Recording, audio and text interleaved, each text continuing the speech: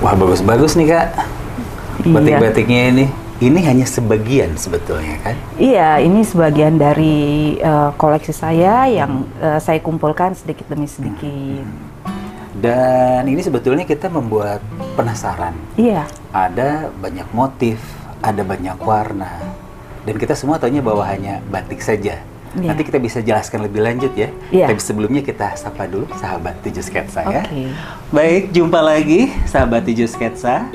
Kali ini kita akan mengangkat suatu tema yang istimewa, sesuatu yang Indonesia, yaitu tentang batik. Dengan tema batik komunikasi dalam diam. Bersama salah satu pemerhati dan juga pecinta dari kain batik, Kak Sisi. Halo Kak. Halo. Kita ngobrol lagi nih ya. Iya. Setelah tadi kan kita berbincang-bincang lah bahwa orang awam taunya bahwa batik adalah khas Indonesia. Tapi bisa cerita nggak sih kenapa disebut komunikasi dalam diam? Oke. Jadi begini, batik itu kan dibuat dari sehelai mori putih. Nah, di mori putih itu para pembatik itu mencanting batik itu dengan motif-motif yang sesuai dengan maksud dan pesan yang ingin mereka sampaikan oleh si pembuat. Nah, kalau zaman dahulu kala itu ya motif-motif itu dibuat dengan doa, dengan harapan. Jadi motif itu mempunyai ruh ya, mempunyai kayak semangat. Jadi orang membatik pun tidak sembarangan menggambar, Iya. tapi mereka menceritakan sesuatu Betul. dengan gambar. Menceritakan, jadi dia menceritakan misalkan harapan, doa. Nah seperti itu, makanya batik-batik itu punya makna. Punya makna yang sangat dalam, filosofinya, terus udah gitu bagaimana dia tercipta dan bisa diidentifikasi dari daerah mana batik itu. Bicara tentang daerah mana? Oke. Sebelum kita lebih jauh lagi mungkin ya, kita ada mengenal jenis batik dulu nih Kak. Iya. Kita kan taunya bahwa kita pakai batik nih hari ini. Iya. Tanpa kita tahu jenis yang kita pakai, apakah dia batik tulis kah? Atau batik cap kah, atau mungkin buatan istilahnya secara industri yang memang terbuat udah langsung jadi aja gitu. Oke. Jadi begini, batik itu kan ada yang batik tulis, batik cap, dan sebenarnya kalau bukan printing ya. Jadi yang printing itu kita bilang adalah tekstil motif batik. Nah ya, jadi sebenarnya itu bisa kita bedakan. Nah mungkin kalau kita lihat, kalau batik itu karena yang tulis itu karena betul-betul ditulis, dicanting, jadi tidak ada pengulangan motif. Jadi motifnya itu benar-benar karena itu buatan tangan manusia, jadi tuh kembangnya itu ya nggak sama gitu loh. Lihat ini kan nggak sama gitu ya, Kang Kupiah nggak sama.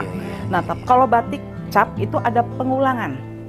Ada. Jadi saya mungkin di sini saya nggak bawa ya. Kalau batik cap semua tulis ya, karena memang apa namanya ya saya tuh memang pecinta. Nah oke.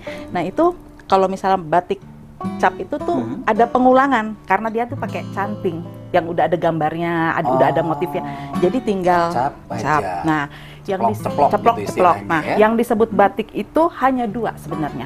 Yang diakui sebagai batik itu adalah batik tulis dan batik cap.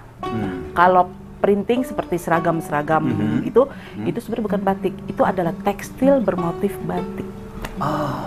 Jadi kita nambah lagi nih ilmu ya bahwa batik itu hanya ada dua. Iya, yaitu batik tulis dan batik cap karena melalui proses malam ya. Jadi memang dilukis atau dicap dengan menggunakan malam. Oke, ini kita berbicara tentang motif. Iya. Ada motif-motif yang menjadi ciri khas atau keunikan suatu daerah atau mungkin yang tadi dibilang mencerminkan kepribadian seseorang atau strata sosial seseorang. Oke, jadi begini, batik itu kan berasal dari Jawa, ya, emang dari Jawa, dan itu melalui penelitian yang lama memang itu memang. Nah, batik itu dikenal ada dua macam, yaitu batik pedalaman dan batik pesisir. Oke, Jadi setelah tadi ada dua pemisah antara batik tulis dan batik cap, ada lagi pembeda batik pedalaman dan batik pesisir. Nah, kalau misalkan batik pedalaman itu dia berasal dari daerah Jogja, Solo dengan warna-warna sogan. Nah, sogan di sini bisa diterangkan mungkin coklat atau apa gitu? Ya, coklat. Kalau batik dari daerah Jogja itu latar belakangnya itu putih, ya putih. Tetapi kalau misalnya dari Solo dan Jogja sendiri itu kebanyakan memang berwarna coklat karena itu adalah ciri khas dari batik pedalaman. Nah, kalau batik pesisir itu batik-batik yang kita ketahui bahwa itu dari batik Cirebon, terus udah gitu batik Pekalongan. Nah, itu warna-warnanya lebih ceria, warna-warnanya lebih hidup. Ya, karena itu menggambarkan akulturasi. Jadi batik-batik pesisir itu memperoleh pengaruh gitu loh dari Belanda, dari Cina. Nanti kita bahas lebih jauh ya. Oke, siap.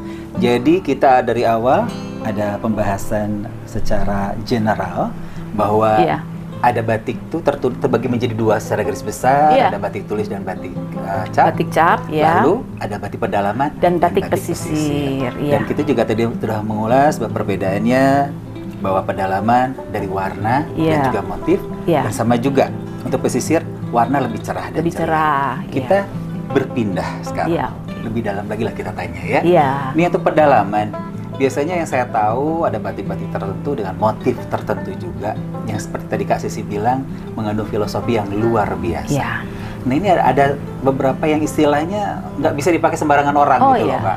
Itu adalah motif larangan. Nah, istilahnya motif larangan. Nah, pada zaman dahulu motif larangan itu hanya boleh digunakan oleh keluarga kerajaan. Nah, ya, keluarga kerajaan yang boleh menggunakan dia. Orang-orang kebanyakan tuh tidak diperbolehkan untuk memakai motif tertentu itu. Nah, salah satunya adalah sampai saat ini ya masih dilarang adalah kita menggunakan motif parang. Nah, karena motif parang itu adalah motif yang dipergunakan oleh raja. Nah, tetapi kalau misalkan sekarang boleh bebas diperbolehkan lah menggunakan motif-motif itu, motif-motif larangan, tetapi kalau masuk daerah keraton pasti diperingati jangan memakai motif-motif parang.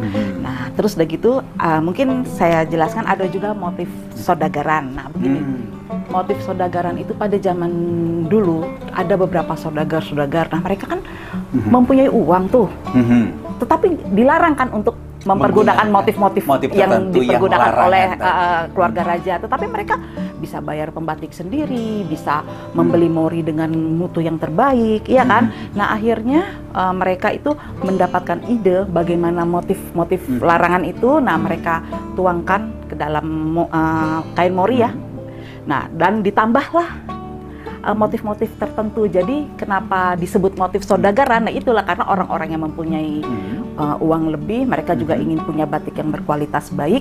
Maka dari itu mereka membuat sendiri dengan idenya dari motif larangan, tetapi ada penggunaan motif-motif lain yang apa ditambah bunga atau ditambah apa. Nah, makanya muncullah yang namanya motif sodagaran. Jadi memang batik bukan hanya sekedar pelindung badan ataupun mempermanis penampilan, tapi juga mengandung arti serta filosofi dari pemakai. Jadi kalau zaman dulu itu batik itu menunjukkan siapa dia. Nah, ya, jadi mungkin bisa saya ceritakan juga.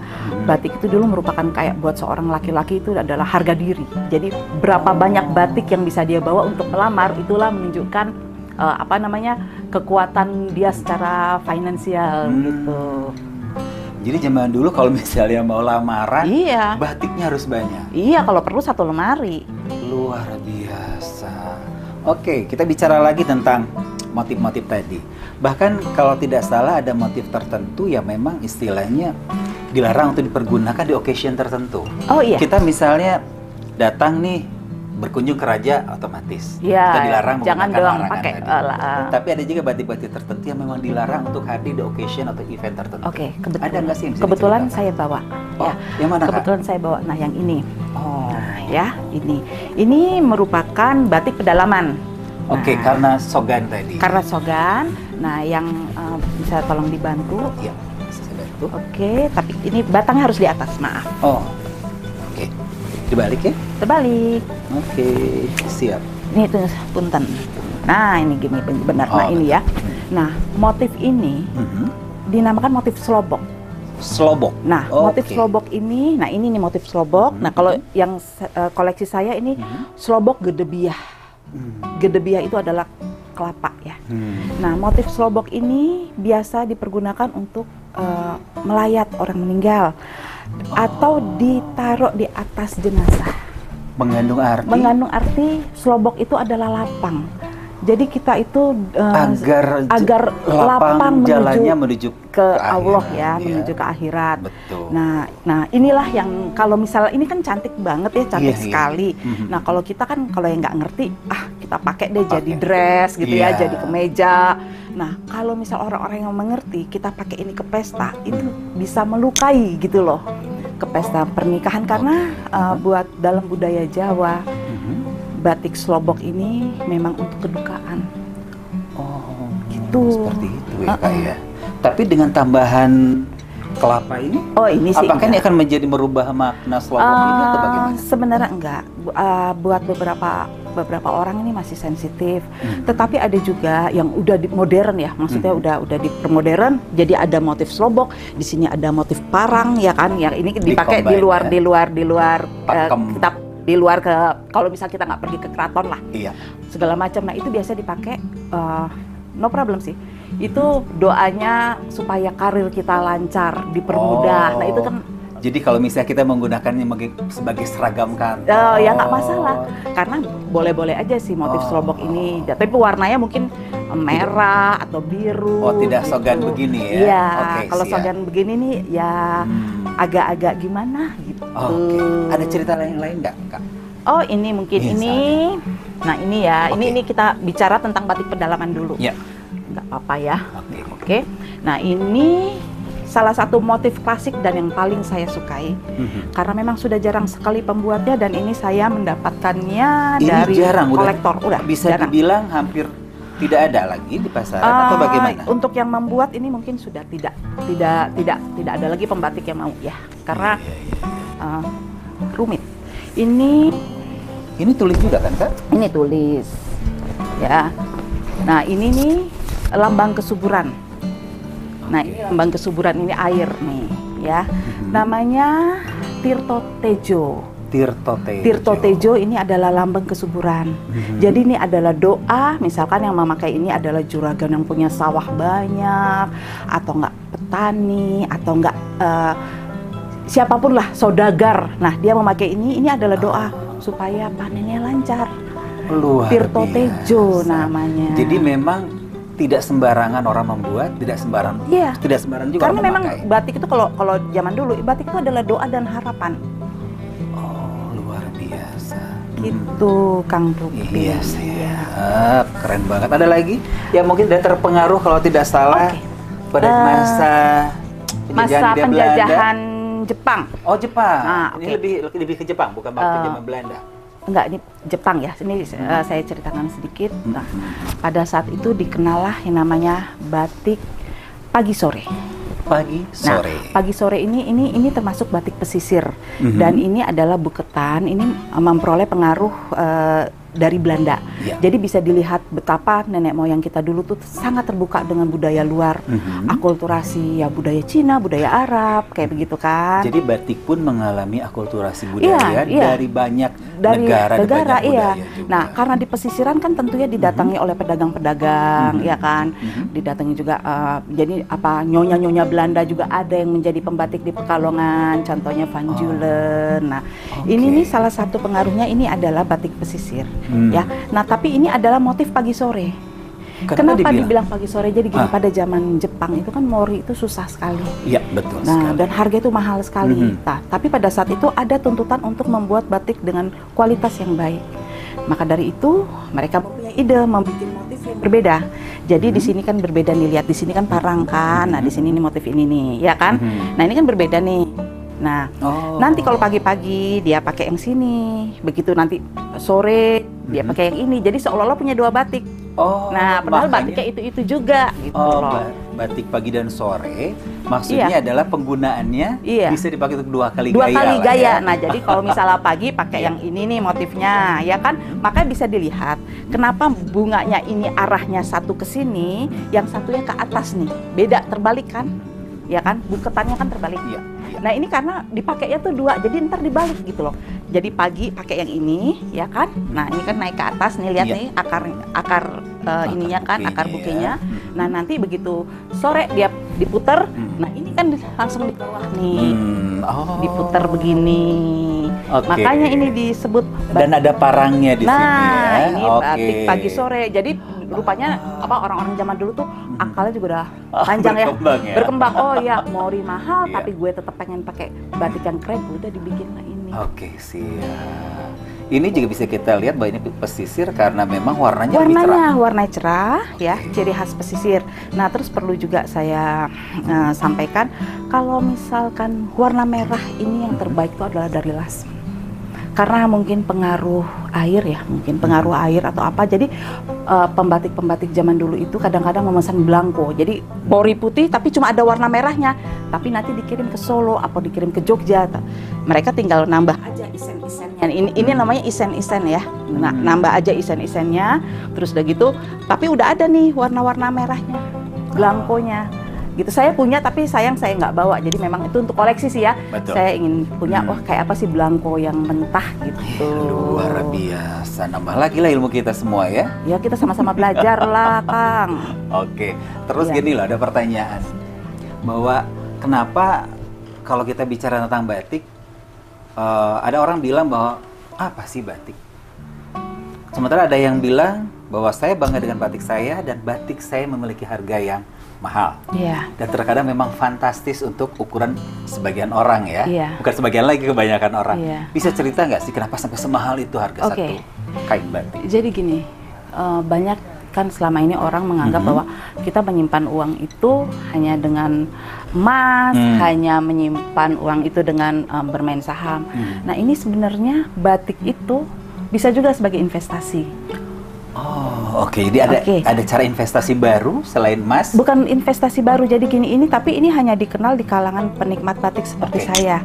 Jadi kita punya batik nih ya dengan branded yang tertentu. Nah, batik-batik itu, dan kita biasanya sih tahu gitu kalau kita berada dalam komunitas itu kita tahu. Nah, misalnya batik-batik itu suatu saat misal anak kita mau sekolah atau kita mau renovasi rumah, ya udah kita tinggal tawarkan ke komunitas itu dan dalam bisa sehari itu udah hilang batik itu. Nah batik-batik itu mungkin kalau untuk batik-batik dari Pekalongan itu seperti Oi Sucun itu harganya itu sekitar, kalau sekarang itu saya menunggu sampai 5 tahun ya, itu mungkin sekitar 30-an. 30 juta untuk satu lembar? Iya, untuk satu. Itu kita harus menunggu 5 tahun minimal. Pesanan khusus karena memang membatiknya sulit atau menggunakan bahan-bahan tertentu? Oh enggak, dia tetap bahannya itu mori yang terbagus, itu kan terbaik, itulah motif kereta kencana mereknya, itu yang terbaik lah, mori yang terbaik. Nah itu tetap pakai kereta kencana, tetapi pembuatannya itu 5 tahun karena daftar tunggunya itu panjang. Jadi kita itu kalau misal mau buat, sekarang mungkin udah susah banget untuk masuk daftar tunggu. Saya juga mesinnya itu 5 tahun yang lalu gitu. 5 tahun yang lalu baru selesai dengan harga 30 juta? Ya, kurang lebih. Tapi bukan gimana ya, itu sebenarnya itu yang namanya batik itu bisa juga untuk investasi. Nah, kalau batik-batik lawas itu juga ada beberapa seperti apa namanya, batik-batik Puspaningrat. Nah, ya Puspaningrat itu. Lawasan istilahnya. Lawasan itu Puspaningrat. Nah, itu harganya lumayan. Dibilang lawasan tuh karena turun temurun. Oh ya, karena memang dibuatnya lama. Udah lama banget. Terus udah gitu masih pakai makanya bunyinya tuh bisa kresek-kresek gitu. Yang lama itu karena memang sebelum itu digantang dulu pakai minyak kacang. Jadi begitu di apa namanya? Jadi cara membedakannya?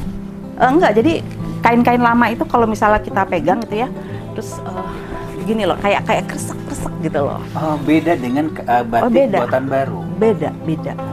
Kalau cara membedakan secara kasat mata, ini batik tulis atau batik cap, dan ini batik mahal, maaf, atau batik biasa, bisa nggak sih secara kasat mata? Kalau biar sahabat 7 Sketsa bisa dengan takutnya tertipu lah kita ya, kan, orang awam buat ya. mata-mata yang berpengalaman itu biasanya saya juga memerlukan waktu beberapa tahun ya untuk bisa selain kresek-kresek itu bisa itu karena saya kan juga ikut dalam komunitas pecinta, jadi kan kita saling bertukar informasi.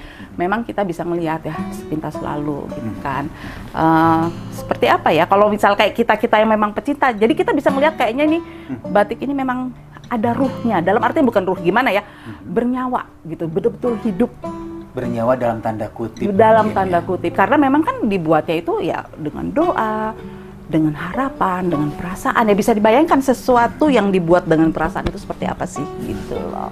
Jadi dengan cara memegang misalnya, oh iya benar nih tulis nih gitu. Oh bukan itu. Kalau kan saya udah bilang, kalau tulis itu kan motifnya itu nggak ada pengulangan, nggak ada pengulangan motif, nggak ada pengulangan karena bikinan tangan itu kan memang nggak bisa sama-sama persis walaupun sudah dipola pasti ada beda gitu. Nah tapi kalau cap itu kan karena memang sudah dicap, jadi motifnya jadi itu sama. saja ya, Itu aja paling ya. kelihatan. Paling kelihatan. Nah kalau print udah jelas motifnya itu ya nggak ada nyawanya ya. Plain gitu. Wah seru kita ya ngobrolnya tadi. Iya, nggak kerasa. Lumayan banyak nambah ilmu kita. Iya, sama-sama belajar lah kita. Iya. Rupanya pembicaraan tentang batik sampai kita membuat lupa waktu. Dan memang asik sekali karena menambah banyak ilmu dan wawasan kita juga makin lebar dan bertambah tentu saja ya. Iya. Baik, ada satu pertanyaan yang mungkin ya bisa dibilang krusial lah ya bagi para pecinta batik. Bagaimana sih caranya menjaga keawetan dan keindahan batik itu sendiri? Karena kan seperti tadi dibilang ada batik lawasan yang bisa diturunkan. Iya. Bagaimana menjaga batik ini agar tetap bagus sehingga mungkin bisa diturunkan ke anak cucu? Oh iya. Jadi gini, Indonesia ini kan suhunya kelembapannya tinggi. Yes. Nah jadi memang kalau misalnya batik-batik itu perawatannya itu yang pertama itu jangan dijemur di bawah matahari langsung. Cukup diangin-angin. Cukup diangin-angin dan dicuci itu pakai lerak atau sunlight. Ya bukan ini ya, sabun cuci piring lah ya. Atau jangan pakai rinso atau pakai deterjen. Nah itu jangan. Gitu. Jadi tuh pakai lerak lah yang paling bagus. Nggak perlu kalau saya pernah lihat dulu mungkin di keraton ada yang diasap-asap. Nah itu di ratus sih itu ya bagus sih. Cuman memang harus dipastikan bahwa tungkunya itu apinya tidak memercik dan tidak membolongi kain. Nah untuk menyimpannya kalau kain-kain batik itu jangan ditaruh kamper. Oh, nggak boleh juga? Iya, jangan, karena nanti dia bercak ya. Nah, lebih bagus itu dikasih seperti akar wangi atau ketumbar yang bulat. Ketumbar utuh? Iya, ketumbar. Kita ditaburkan di wadah atau dimasukin ke dalam, seperti kita bikin kantongan-kantongan kecil. Nah, kita masukkan. Iya, kayak potpuri kayak baju gitu kan. Nah, jadi pokoknya yang paling penting merawat batik itu, cucinya itu jangan memakai deterjen. Itulah. Ya, pakai lerak, pakai sabun bayi oke. Pakai sabun cuci piring oke. Sering dicuci pun asal dengan lerak tidak jadi masalah. Tidak masalah. Nah, warnanya tetap. Jadi untuk keawetan warna ini jangan di bawah sinar matahari, tidak ya diangin-anginkan aja, jadi diangin-anginkan gitu ya, dia akan kering sendiri. Nah tapi kalau misal untuk di ratus itu memang kain itu wangi, cuman salah satu kelemahannya kalau kita tidak menjaga tuh percikannya itu kan ya, percikan areng itu kan bisa bukan membahayakan, jadi bolong kecil. Nah musuh kain yang kita rawat di sini itu adalah salah satu yang ngengat. Nah, makanya itu harus sering kita angin-anginkan. Gitu. Siap. Oke. Baik, terima kasih banyak Kak Sisi. Alhamdulillah. Iya. Hari ini kita menambah banyak sekali pengetahuan tentang batik, kain khas Indonesia, budaya di luhung bangsa Indonesia. Terima kasih banyak Kak Sisi. Mari bersama-sama kita merawat budaya. Luar biasa. Iya, demikianlah episode batik, alat komunikasi dalam diam. Merupakan warisan adiluhung bangsa, warisan yang harus kita jaga dan kita pelihara tentunya. Dan menjadi satu kebanggaan bagi kita semua. Terima kasih sekali lagi Kak Sisi Makalo, salah satu pemerhati dan pecinta batik Indonesia. Sekali lagi terima kasih dan tentu saja tetap ikuti terus program Tikus Sketsa selanjutnya.